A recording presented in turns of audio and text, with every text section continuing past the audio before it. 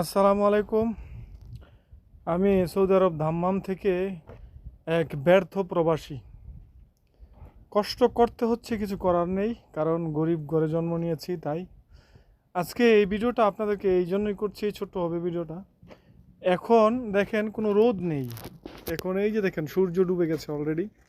এই যে দেখেন সূর্য অলরেডি ডুবে গেছে। এখন বিকেল 6টা বাজে, রৌদ্রের কোনো তাপ নেই, তারপরও দেখেন কি পরিমাণ ঘামাতে হচ্ছে। এই সময়টা জুন, জুলাই, আগস্ট, সেপ্টেম্বর পর্যন্ত, এই 3টা মাস সৌদি আরবের প্রবাসীরা যে কত কষ্ট করতে হয় এই রৌদ্রে। রতুবা, যেটাকে এই দেশের ভাষায় রতুবা বলা হয়, অতিরিক্ত গরম। হুম তো যারা জানে না সৌদি আরব সম্পর্কে, যারা নতুন ভাই ব্রাদার সৌদি আরবে আসতে চাচ্ছে, আমি সেই ভাই ব্রাদারকে বলবো যে আপনারা দেশ থেকে প্রস্তুতি নিয়ে আসেন যে এই কষ্টের সাথে যুদ্ধ করে টিকতে পারবেন কিনা। বাবার হোটেলে খেয়ে শুধু মোটা তাজা হয়ে সৌদি আরবে আসলে হবে না ভাই, মনে কষ্ট নেবেন না। দেশ থেকে প্রস্তুতি নিয়ে আসেন, যে দেশ থেকে প্রস্তুতি নিয়ে আসতে পারবে সে এদেশে টিকতে পারবে, গরমের সাথে, পরিশ্রমের সাথে। ধন্যবাদ সবাইকে, ভিডিওটা সবাই শেয়ার করে দিবেন, এটাই অনুরোধ রইল।